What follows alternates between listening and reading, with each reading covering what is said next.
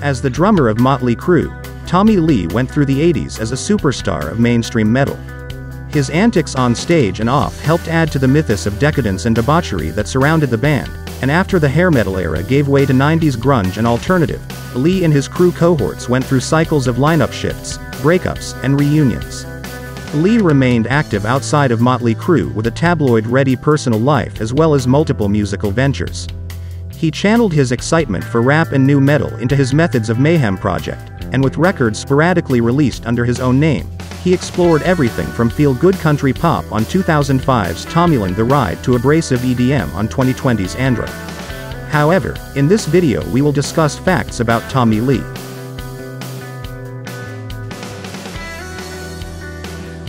Why his infamous sex tape went public.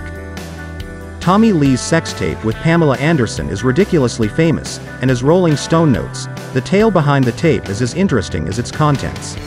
In 1995, the couple fired several workers renovating their mansion in Malibu. This did not sit well with electrician Rand Gautier, who was already so exhausted with the couple that he was ready to walk away from the $20,000 he says they owed him. Gauthier's mood didn't improve when he attempted to retrieve his tools but found himself facing a shotgun-wielding Lee ordering him to leave the property. This was the final straw, and the electrician decided to exact revenge by stealing a safe he knew Lee kept in the garage. One successful heist side quest later and Gautier discovered that the safe contained something far more valuable than mere jewelry and family knickknacks, a 54-minute home video by the most famous superstar couple of the time, featuring roughly 8 minutes of banging.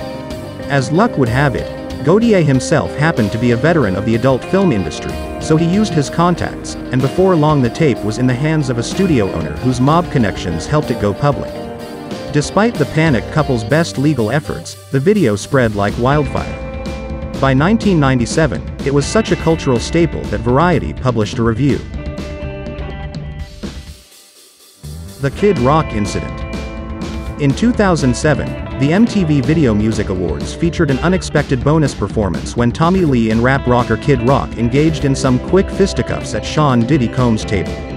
Both men had been married to Pamela Anderson, so the reason behind the animosity seemed obvious, but according to People, Rock insists the real reason was not strictly Anderson-related.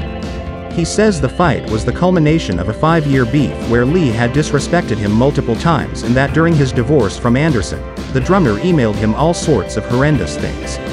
Rock promised to retaliate, and MTV says he wasn't playing. Allegedly, he had already attempted to track down the drummer and burst through his hotel room door on New Year's Eve, but got the room wrong and found himself facing a terrified family instead of Lee. As for Lee, he insists he had merely been socializing at the event when Rock turned up, rejected a hug, and punched the drummer. Lee insists he was fully intent on winning the ensuing battle, but security guards dragged him out of the building. To be fair, he did apologize for his role in the incident to Alicia Keys, who was performing at the time. The Swastika Tatum. In 1996, Tommy Lee grew angry at a cameraman outside the Viper Room nightclub in Hollywood and threw the poor guy on the ground. As MTV News describes, this already unwise move turned into an epic mess when it came out that the cameraman was Jewish, and Lee had attacked him while wearing a visible swastika tattoo in his arm. This doesn't necessarily mean that the Mötley Crüe man sleeps with a copy of Mein Kampf on his bedside table though. According to The Independent, Lee may in fact have been completely unaware of the swastika's modern connotations, seeing as his lawyer had to inform him that people don't exactly think of it as a Hindu symbol of peace anymore and the rocker should cover the tattoo before the jury sees it. Lee later said that the symbol was a stupid tattoo obtained several years ago. Lee had the tattoo removed and pleaded no contest to criminal charges of battery. He was sentenced to 2 years of probation, anger management counseling, and a $17,500 restitution payment to the photographer. MTV reports that Lee later settled a civil case with the cameraman, and even attempted to make amends by shaking hands with his victim, though the cameraman's attorney immediately stepped in to block the attempt. the time he almost started a racially motivated riot. In 1997, Tommy Lee and Nikki Sixx got a little too carried away during a concert in Greensboro Coliseum, North Carolina, by which we mean they started harassing a black security guard and trying to incite an ethnically motivated riot. According to MTV News and CBS, Sixx was the first to start attacking and throwing slurs at the guard, but Lee soon joined in to pour a drink on the guard's head. The poor man's extremely bad day at work further escalated when the band encouraged the 2,500 people in the crowd to attack him. Fortunately, the situation didn't escalate into a full-blown riot, though a lawsuit does mention that the crowd pelted the guard and his colleagues with plastic cups and that he had to climb on the stage to escape the audience. Sixx was arrested 2 years later when Mötley Crüe performed in North Carolina again, and Lee promptly turned himself in as well. According to the Smoking Gun, the drummer was charged with assault and inciting a riot with ethnic animosity, but he was able to avoid the racial aspects of the case by pleading no contest to simple assault, for which he was sentenced to an 18-month probation. The inevitable civil lawsuit by the guard was eventually settled, as seems to be the Mötley Crüe way. His relationship with alcohol. Every member of Mötley Crüe has been known to indulge, but their favorite vices vary. Tommy Lee's lithe physique might make it seem like he mostly sticks to drugs, but recent news indicates alcohol might be his preferred poison after all. According to Blabbermouth, Lee insists he's not the deviant alcohol abuser people have called him, but some of the people closest to him seem to disagree.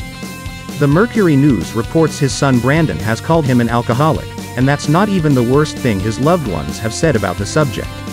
Ex-wife Pamela Anderson called Lee out on his alcoholism in 2018 by publishing a screed called "Alcoholism is the Devil."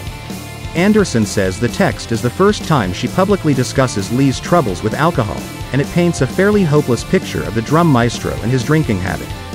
Though she does point out that Lee is a talented individual, she also calls the drummer a textbook narcissist and sociopath and accuses his current fiancée, Brittany Ferlin, of enabling his alcoholism. Still, perhaps the harshest words in her writing are these: "Nobody understands the lifetime of disappointment this man has brought our family. Consistently the center of sadness, drama and confusion. Jealous of his son's talent and beauty from the day they were born, he is sick." His fight with his eldest son. A generous way to describe Tommy Lee's relationship with his family would be to say it's dysfunctional. People relays a far less generous but significantly more precise description in 2018. His oldest son straight up punched him out. Lee's son Brandon was living with his father at the time, and while the details are just as hazy as you'd expect from a fistfight involving a Mötley Crüe member, Lee and his fiancée Brittany Ferlin both agree that Brandon stormed their bedroom and knocked Tommy out cold after a brief argument. According to the Mercury News, Brandon says the situation was triggered when his father posted unpleasant social media comments about his mother Pamela Anderson. The son also insinuates that his father's excessive alcohol use was a factor in the fight, and the reason he was living part-time in the premises was to help Lee with his substance abuse troubles and organize an intervention. Regardless of the intentions, Tommy Lee was adamant on making his son pay for the punch and wanted to press charges for what must have been an uncomfortably long time before finally deciding to drop it.